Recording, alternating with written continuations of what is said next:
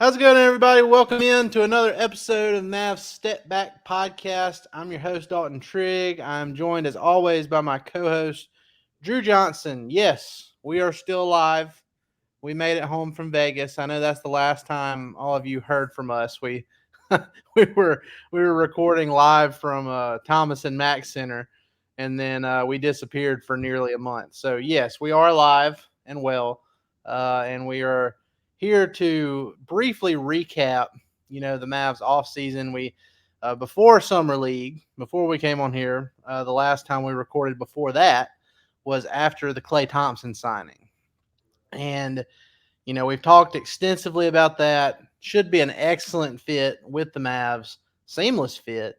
The Mavs' offensive firepower is going to be off the charts going into this next season.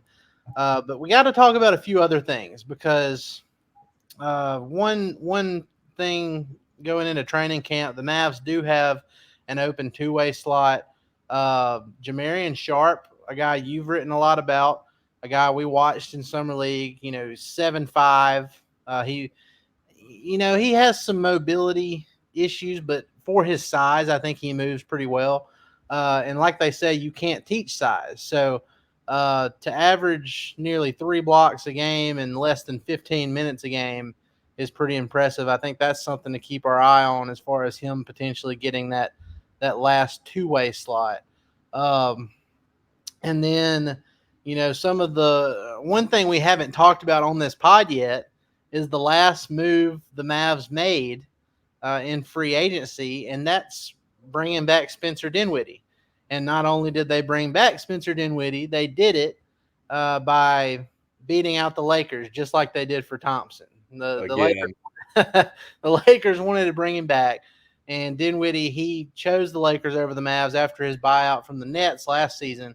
He learned from that mistake. He knew he now knows for sure Dallas is the place for him, and he was excellent during his 2 half-season stint with the Mavs the last time he was in Dallas. So that's really exciting. We haven't talked about, you and I have talked about it, but we haven't talked about it on the pod.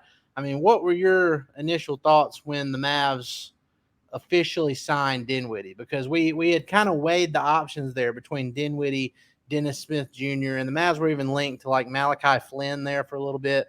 We talked to Flynn's father in Vegas and the morning that he worked out with the Mavs. So we knew he was in the mix too, but I think we both kind of agree here. Dinwiddie was the best fit overall for the Mavs.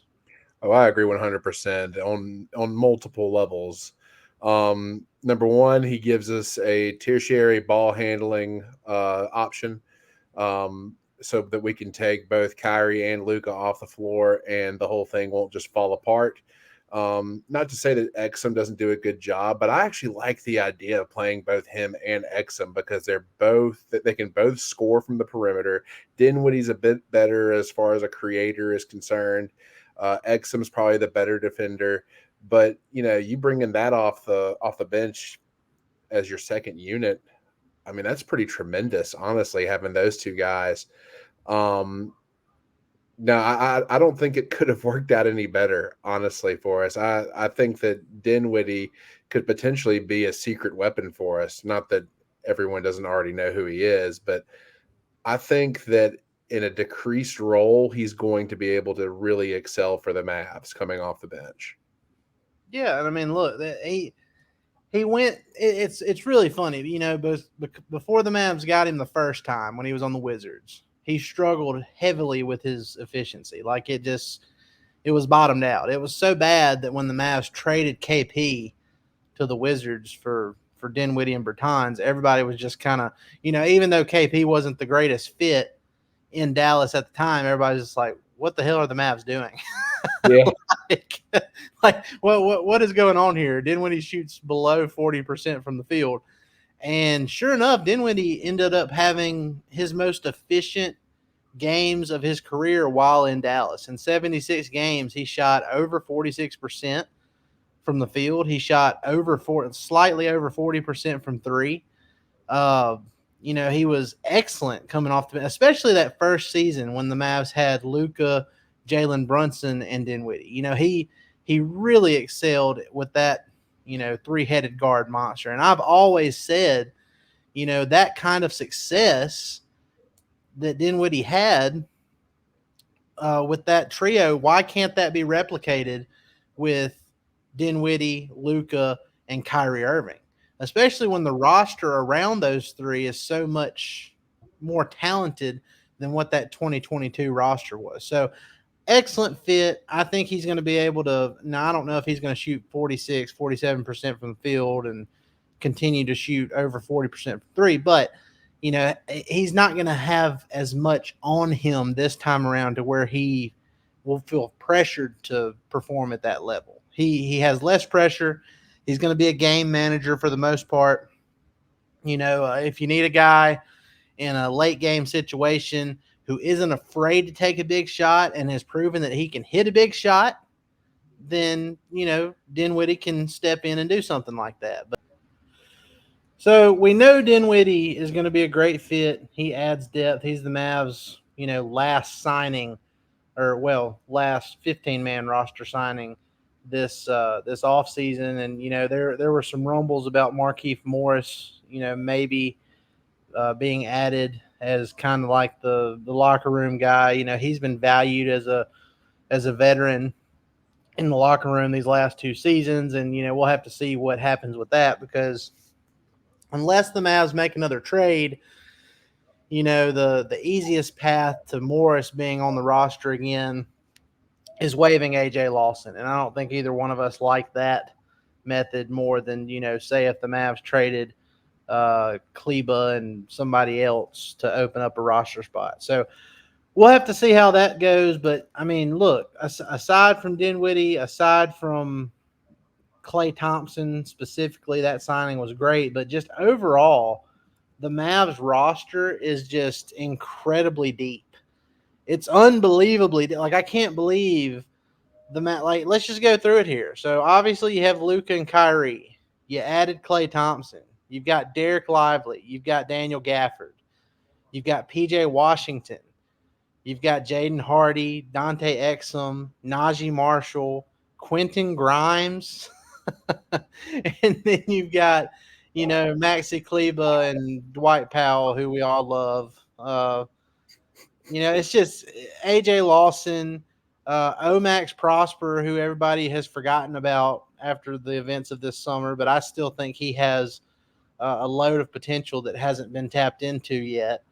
So just overall, I mean, this is unbelievable. And the fact that the Mavs have been able to collect this talent and stack it the way they have without having to give up any first round draft picks is pretty crazy to me, because now they've kind of, and I wrote about this on DallasBasketball.com, I think it was last week, but the Mavs have like sneakily gotten into that conversation. Like if a big name star hits the trade market in the next year or so, disgruntled star like say Giannis Antetokounmpo for some reason, if he decides he wants to leave Milwaukee, the Mavs have like sneakily gotten into that category of a team that could put together an attractive offer, not just with picks or pick swaps, but just the level of talent on team friendly contracts that they now possess too. So we're not worried about that right now, because I think the Mavs are good enough to where they're not going to be looking to make some big splashy trade anytime soon, but they're in the ballpark of that in the future if it needs to happen. So well, honestly, though, I think for the time of, trying to form a big three or a big four or whatever, what Miami started back in the day with LeBron, Wade, and Bosh, I think those days have kind of passed. And I think we're starting to see the value of actually stocking a team that is full of people that can produce rather than just centering it around 3 to 4 stars. That's what the Boston Celtics did. Now, I mean, you could make the argument that Drew Holiday is a star, and he was absolutely a star in his role. Derek White is a star in his role, but that's the key. They are stars in their role, and that's the reason why they are so effective for them. And I think we've put together a similar situation here in Dallas, which is why absolutely befuddles me how we are not the favorite to make it back to the Western Conference Finals. Yeah. Well, I mean, I think fit matters too. I don't think we've seen anybody in the last 2 decades put together, a star trio, for example, that has worked well together, except for the Miami Heat with LeBron, Wade, and Bosh. And then you had the Warriors, which were, they were built organically through the draft, but then they added Kevin Durant. Yeah. And so you had that monster. So that's the only two instances where it's actually worked out smoother. Because, I mean, you look like right now, everybody made a big deal about Kevin Durant joining the Phoenix Suns. And then they traded for Bradley Beal. Like that was technically deemed a star trio. It doesn't really work. There's a lot of redundancy there with that group. So if you're going to do it, you got to make sure those big three guys work well off of each other and complement each other. And I don't think we've seen people add big stars and form big threes and everything, but only a few occasions have we seen it to where it's actually fit and worked out well. So, but I agree. I mean, I think when you have a guy as talented as Luka, and then you have a co-star the Mavs basically have a big three now. It's just, Clay is past his prime years and Kyrie is like toward the end of his prime. I think Kyrie's still in his prime. He showed that last season, almost 50, 40, 90 efficiency.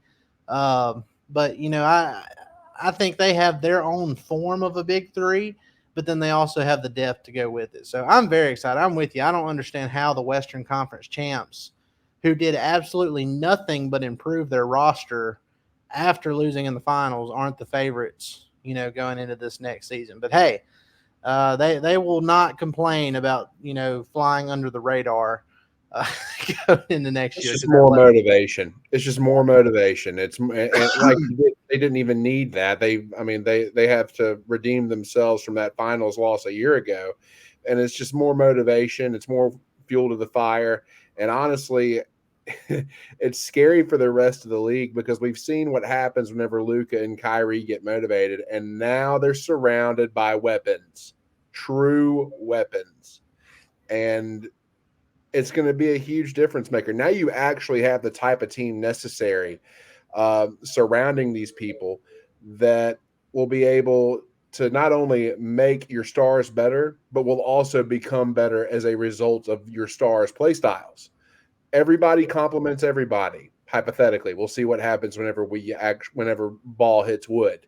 But I have a really good feeling about this. I think that everything that we have added this offseason, I think it all complements each other.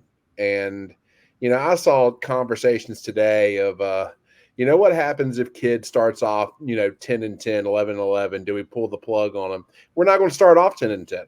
We're not. Yeah. That's not happening. Yeah, In my opinion, it's not happening. Yeah.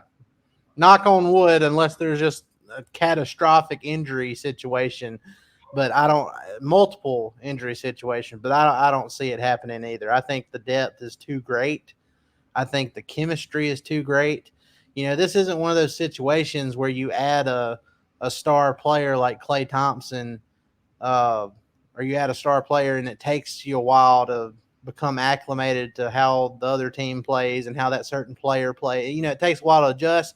I don't think that's going to be the case with Klay Thompson. I think he's going to fit like a glove from the very beginning, and there's not going to be a big adjustment period. So, we'll see how it goes. But look, I like the different narratives for each player and their own motivating factors. Luka, just for his legacy, and he's just now entering his prime. He failed on the biggest stage. How does he respond? Kyrie Irving, he failed in Boston, and he wants to prove that he can win a title without being teammates with LeBron. So you've got that working for it. Klay Thompson, he wants to win a fifth ring to kind of stick it to the Warriors for how his stint ended with them. Dinwiddie, last time he was with the Mavs, they got to the Western Conference Finals and got thumped by the Warriors. So he's going to be well motivated to try and get a ring for the first time. So there's a lot of different things that you can look at. Like, just for example, this is a smaller example, but Quentin Grimes, he's 24 years old, and he's had some injury issues. He's shown his potential, but he got traded from the Knicks to the Pistons. He's going to be looking to kind of get himself back on track because he's entering the last year of his contract before he can potentially get a payday. So he'll have something to prove too. Lots of different narratives. I'm excited about it. And another thing that I'm going to touch on, we got two more quick things we're going to touch on before we get out of here. But the NBA schedule is supposed to fully release this sometime this week. I don't know when, probably Thursday or Friday. But then we'll be able to fully prepare and kind of visualize what the season's going to look like. What are the toughest stretches? How the Mavs are going to, how hard is that stretch when you get after the trade deadline through the end of the season going toward the playoffs. We'll have a better idea of all that when it fully drops. But some of the matchups we already know about now, the Mavs will be playing the Minnesota Timberwolves in the Western Conference Finals rematch on Christmas in Dallas. Last season the Mavs had to spend Christmas in Phoenix. So they'll be home. They'll get to stay in Dallas this year and play the Timberwolves. And then the two rematches against the Celtics, they'll play, let's see, I believe it was January 25th and February 6th, I believe were the dates on that. So they're going to have to wait until the new year before they take on the Celtics, which might be a good thing. They might have some momentum rolling behind them at that point. It might be a better matchup than, having the new squad that's put together facing a well-oiled Boston Celtics team. So that's a couple of the matchups we know about. We're still waiting to hear about opening night. I have a gut feeling, and I have nothing to base this on. I haven't heard anything. I just have a gut feeling that their opening night game is going to be in New Orleans, and I'm going to. We need to go. Yeah. We need to make some plans to go to that if that's the case, and we'll start off the season with a bang. Yeah. That's what I don't know. I just had this feeling because last season I just knew the Mavs would start off at home, but then they started off on the road in San Antonio against a rookie Victor Wembanyama. So I look at that and I'm like, I think they started off against Phoenix one of the previous years, and then maybe Memphis. So usually it's somewhere not quite as far from Dallas, and I don't know. I just have a feeling that they might start off in New Orleans, but we'll see how it goes.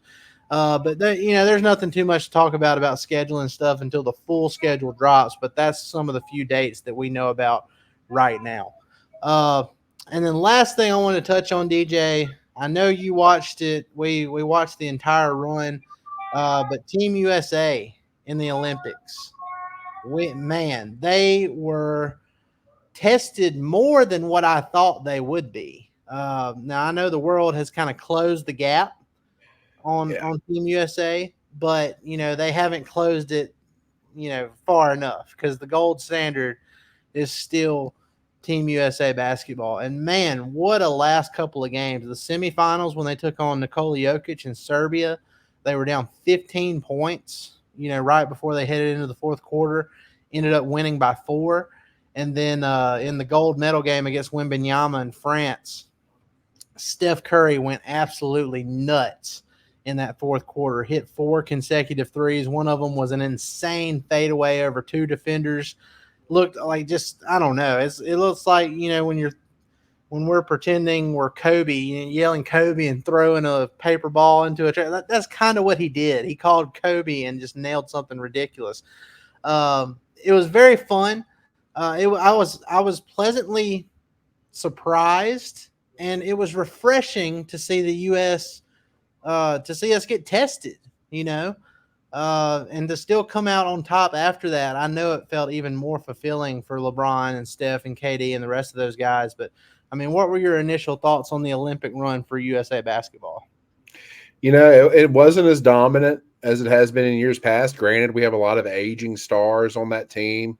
Most specifically, LeBron and Steph are kind of LeBron's absolutely in his twilight years. Actually, it may be his last year upcoming, but we'll see.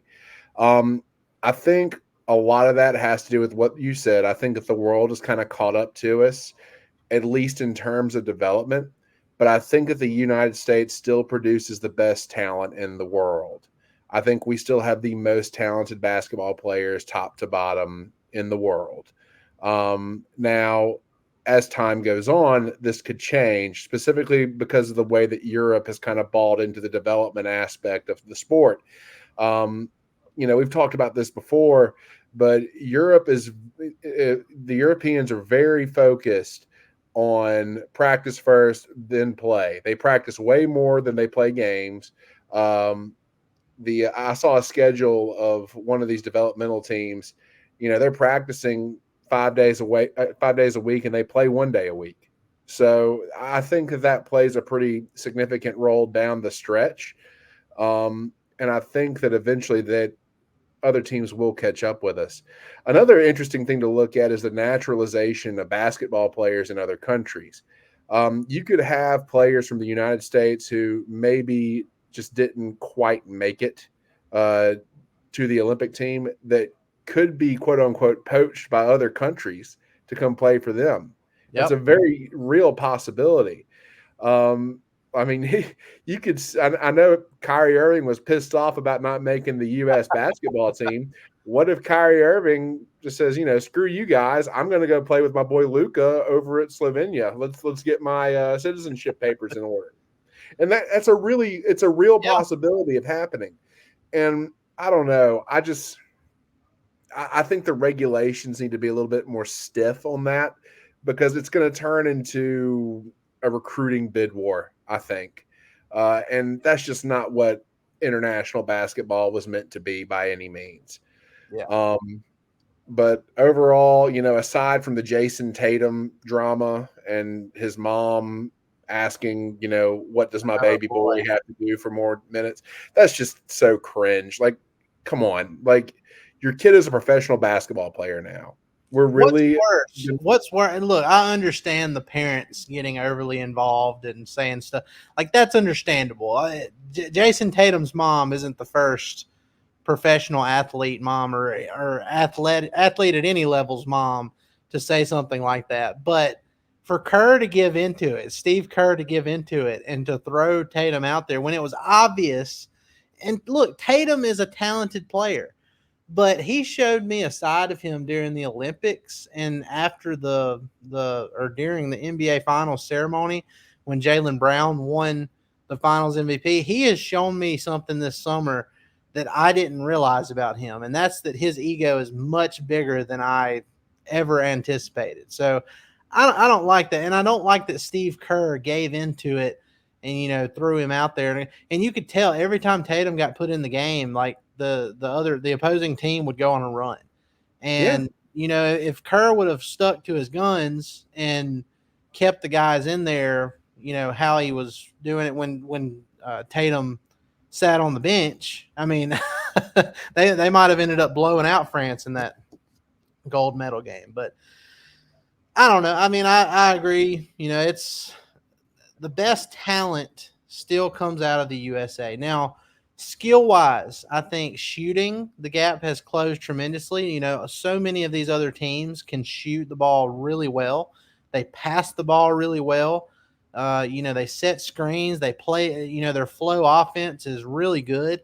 They understand the game. Like they've practiced it, and they might not have the overall athleticism and overall talent that the US has, but as far as like those specific skills, I think they've gotten pretty close to even. Now nobody's going to be Steph Curry. He showed that in the last couple minutes of that gold medal game, but I think that's where the world has kind of closed in on the US. But when USA basketball with their elite athleticism, when they decide to get down and defend somebody with that elite athleticism, there's nobody that can check them.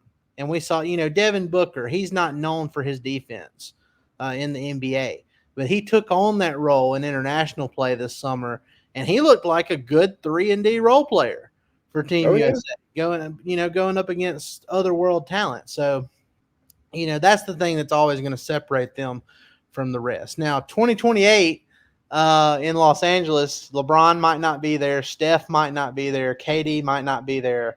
There's a lot of ifs about Team USA basketball in 2028. So we'll have to see. We'll have to see where we're at when it gets to that point. But for right now, 5 consecutive Olympics. The USA has won the gold medal. So we'll give our Eagle screeches, and we'll go into the new season with that. Well, I don't even know what you call it. I guess satisfaction. It's one of those things where any other team wins a medal and it's great, no matter what medal it is. But if USA doesn't win gold, if they had won silver or bronze or whatever, they'd just be getting, you know, drug across the yard for the rest of the summer. It's the standard, though. It's the standard. And, even more so, I know this, we're talking about the NBA and stuff, but what's really crazy to me is the fact that our women's national team has 8 straight gold medals. That's awesome. They've been winning gold medals longer than I've been alive. That's crazy. I wasn't alive the last time they lost in the Olympics. They had some good competition too. Mm-hmm. In that last game. So that was really fun to watch. But yeah, it's crazy. I mean, I didn't realize it was 8 straight. That's insanity. Man.